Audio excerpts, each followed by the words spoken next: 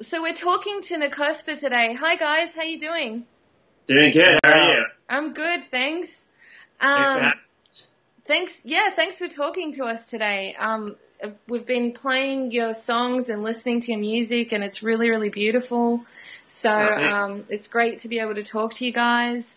So let's start with the basics. So who is Nacosta? When did you guys get together? That kind of stuff. What is your history with each other? You guys are brothers? We are brothers. Yeah. The band has been around in different incarnations for a couple of years now. Mm-hmm. And about 2 years ago, me and Shane decided to start playing together.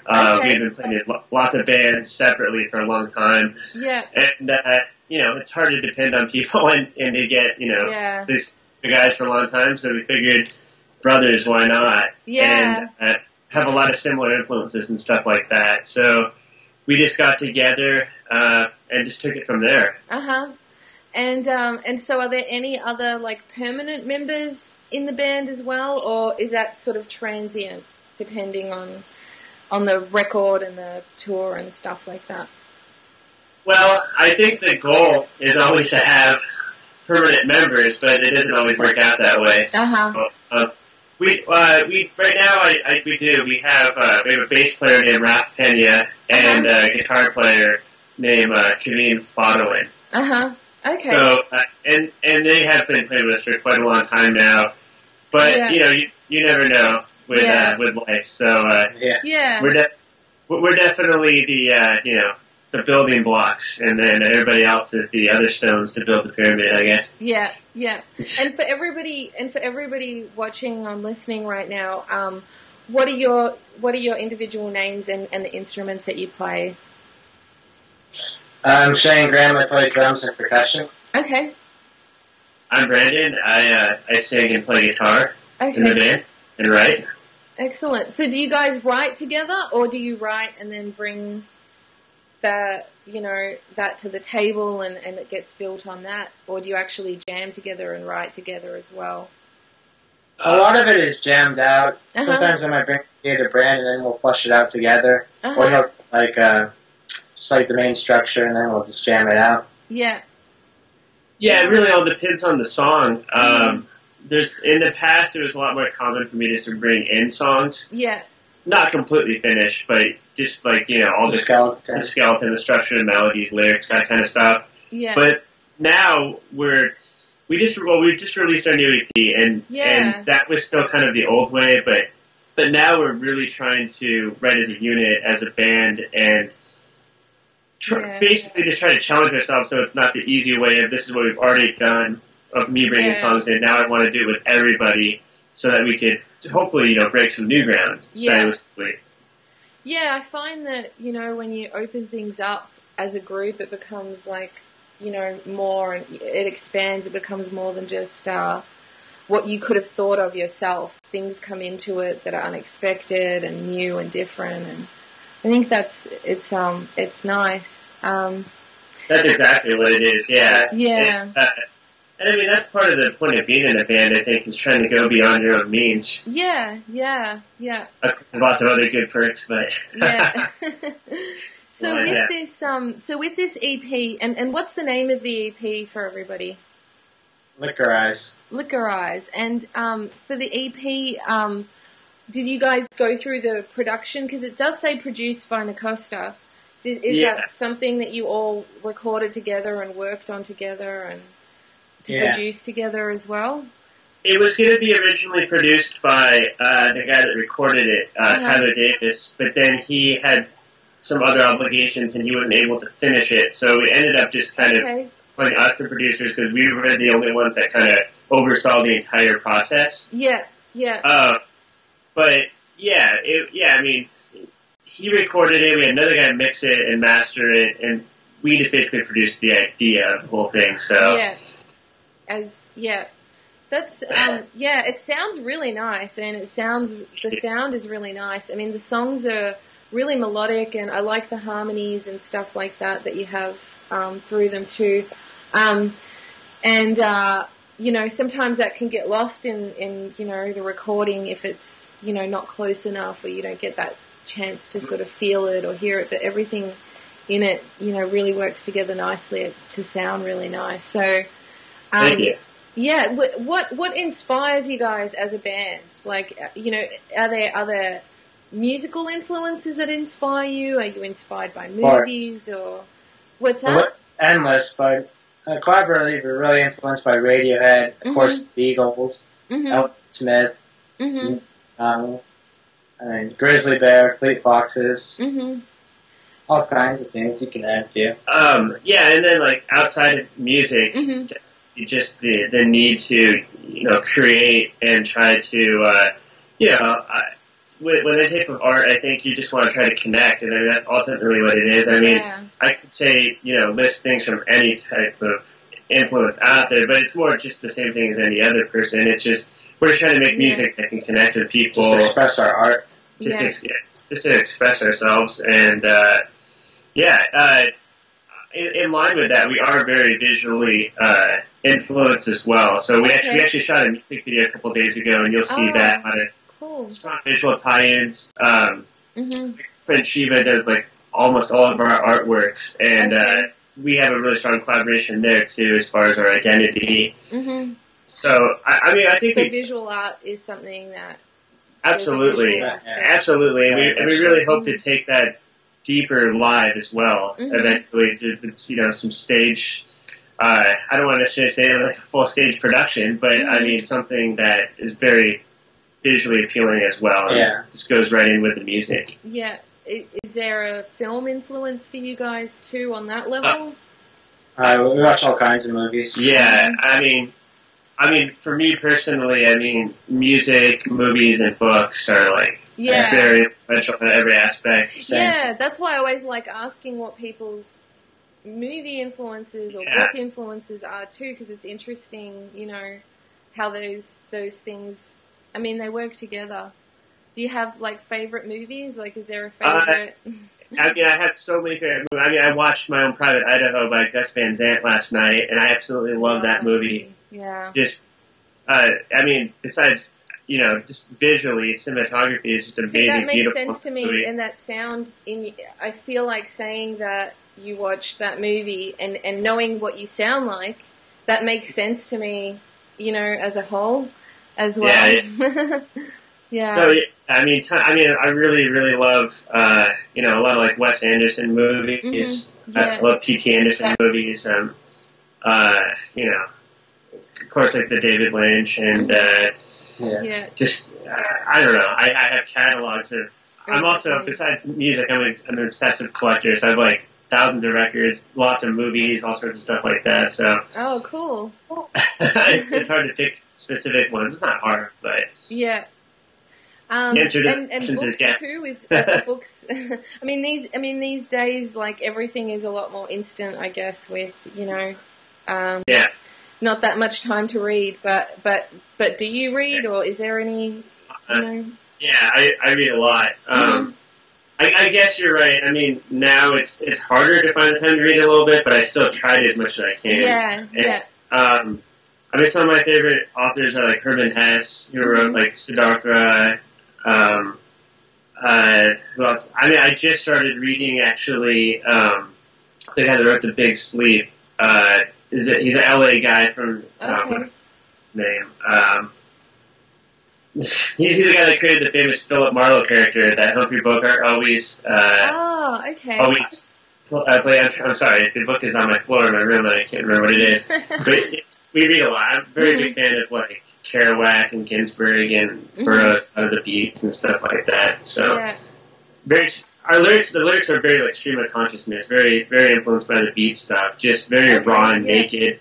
I don't try to do too many redos of the lyrics, rewrites, because I just want it to be. I want it to be open to interpretation easily, and also just very raw. Yeah. So I feel like sometimes with the stream of consciousness lyrics, there's things in it that it's like another voice that talks to you. It's like something that lives, and the ideas of what you're saying can change depending on the moment that you're singing it in, the moment that you're connecting to it in, listening to it in as well. They tend to be less boxed into a specific meaning, a specific moment, and a specific time, place. It's almost like in order to that flow, I mean, you can't be too overly conscious of it, so you don't want to analyzing it. And at the time too, it's kind of like once you're finished writing something in that way, you do interpret it differently, and you don't necessarily. It can be a lot of different ways. So like a feeling more than a conscious thought. Right, and feelings are something that everybody can understand. Yeah. So. Yeah, it's not, restricted to words necessarily. Yeah. The words are like little doorways instead of finished walls. There you go.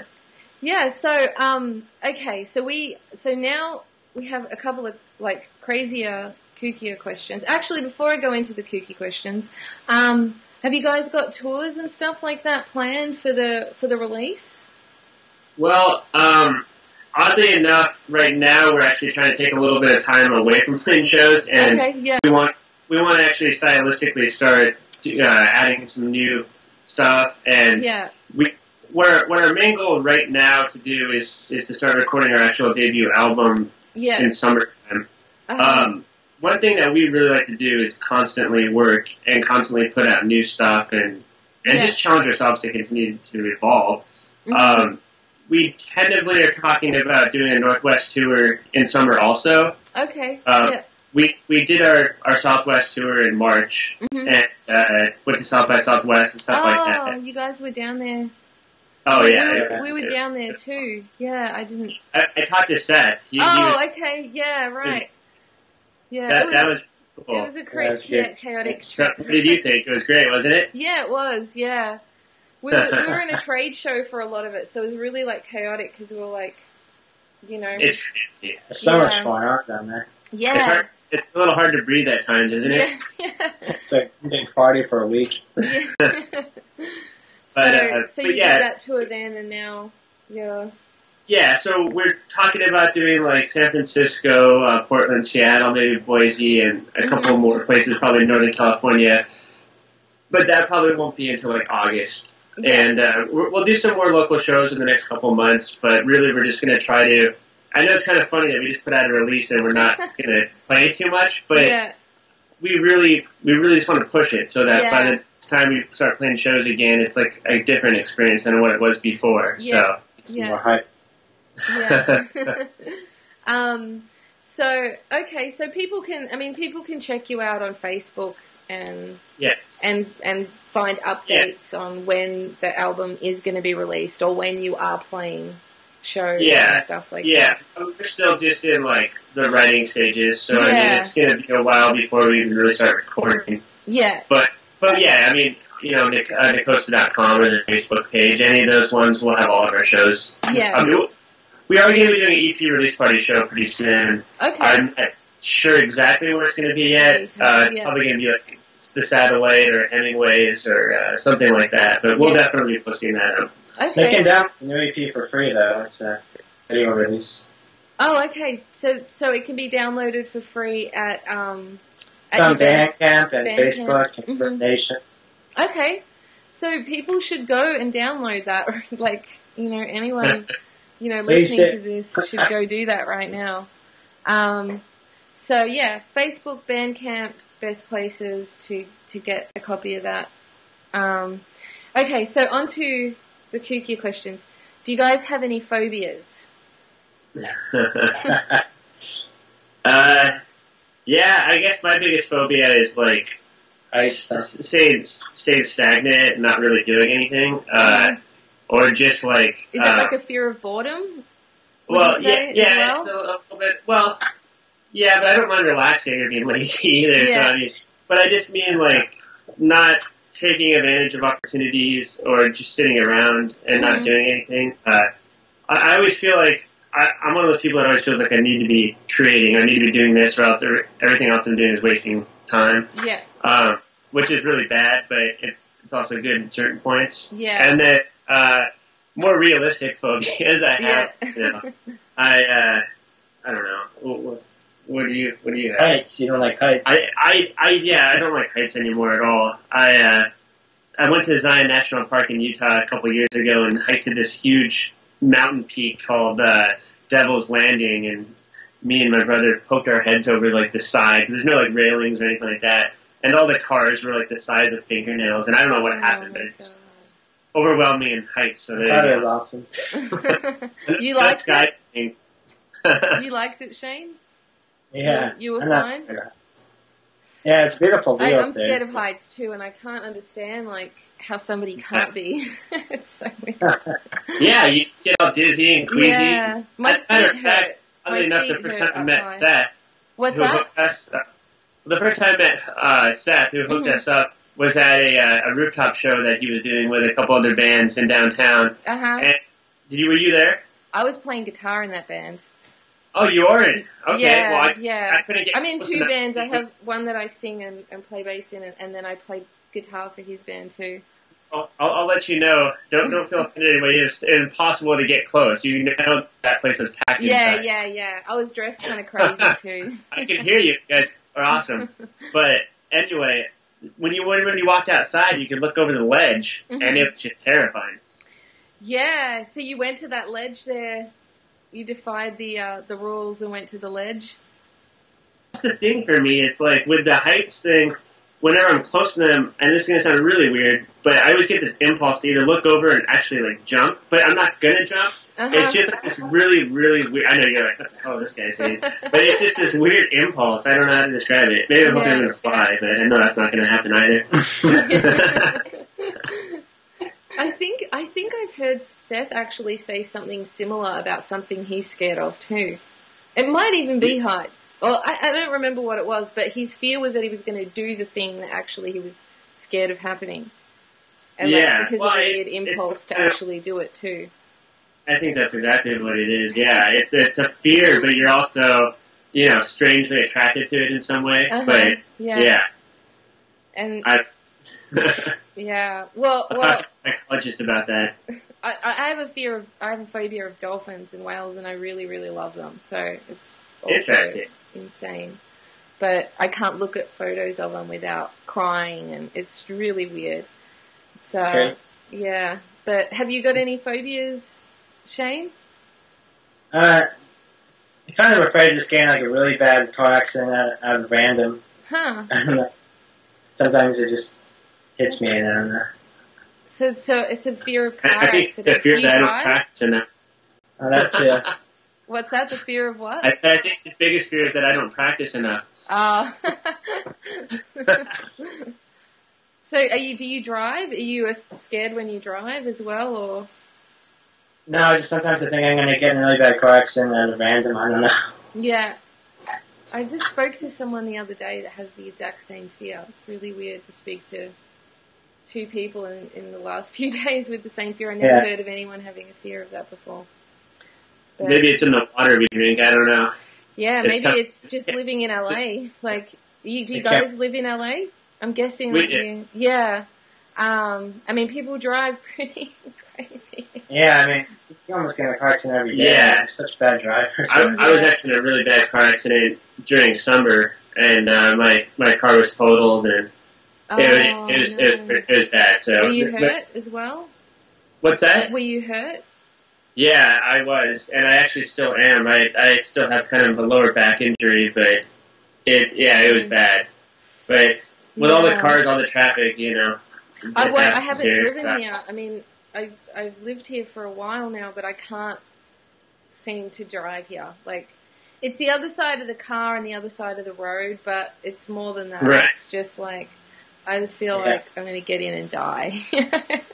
Exactly. I mean, I think that most people would agree that the car situation is maybe the main flaw of Los Angeles. I think so, yeah.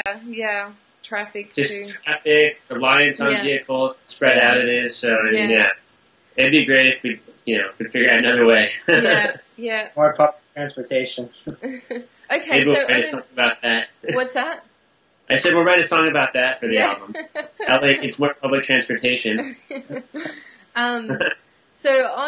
we're going to go to the opposite side of the spectrum now with what makes you happy. Wow. art itself, and music, movies, friends. Yeah. Is there any activity in your day that you would say, this is my happy moment? And you're not accomplishing anything, you're not getting somewhere, you're not receiving it's like, it's a moment of your day. For example, the moment where I have my cup of coffee is a happy moment for my day. Yeah. Have you got any moments like that? Walking, I don't know. Yeah. For me, I would say it's probably two. Uh-huh.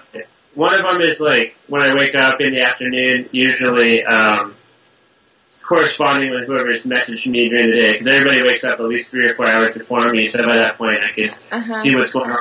But the biggest one for me is actually nighttime. I'm a major night owl. I stay up really late every night. Yeah. And just that time where everybody's sleeping and there's just a calm going on. And for some reason, I'm usually on the computer doing something at night, but it's really calm, and tranquil because everybody's sleeping, everybody's done with the day, and there's no pressure at that point in a way. So it's just really relaxing, and I enjoy that a lot.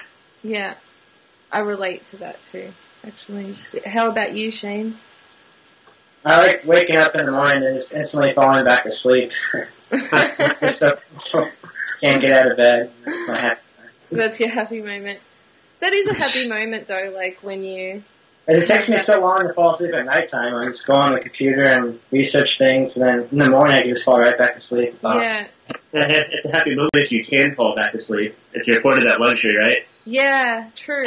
Yeah. But then when you have that luxury to fall back asleep, it's such a gift. Yeah, that's true. It's such a pleasure at that point. Yeah. Yeah, nighttime, I like nighttime too, but it's like I used to have, it's not so bad anymore, like a fear of going to sleep. Interesting. Like a fear of letting go of the day. I don't know why, but... Yeah, me and my brother train our bodies to stay up really late at night. What's that? You try to stay up really late at night? Is that what you said? No, we trained our bodies. Oh, you trained? Yeah. Yeah. Hey, we're musicians, that's part of it, right? Yeah. We love to research and find out new bands and what's going on around the world and everything. Yeah. Yeah. It's a good, I think it's a nice thing to do late at night.